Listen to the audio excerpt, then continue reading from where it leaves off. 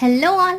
ఈరోజు బిగినర్స్ అయినా బ్యాచిలర్స్ అయినా ఎవరైనా సింపుల్గా టేస్టీగా చేసుకునే టమాటా కర్రీ చూపిస్తున్నా. అసలు ఇందులో కారం పొడి వాడము, కానీ టేస్ట్ అతురుసుగా ఉంటుంది.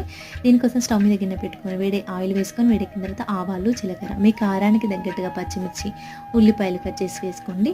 ఒక రెబ్బ కరివేపాకు వేసుకొని 2 నిమిషాలు ఫ్రై అయిన తర్వాత అల్లం వెల్లుల్లి పేస్ట్, కొత్తిమీర వేసుకొని కొంచెం ఫ్రై చేసుకోండి. ఇలా కొంచెం ఫ్రై చేసుకొని మంట లోపల పెట్టుకొని ఫ్రై చేసుకోవాలని గుర్తుంచుకోండి.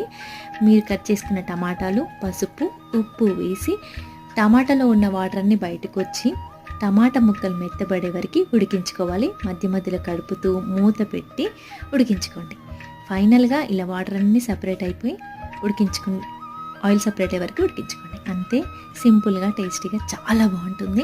కారం పొడి అస్సలు వేయము. పచ్చిమిర్చితో ఎప్పుడైనా ట్రై చేయకుండా ఒకసారి ట్రై చేయండి, చాలా బాగుంటుంది. ఫైనల్గా కొత్తిమీర వేసుకొని దింపేసుకోవడమే.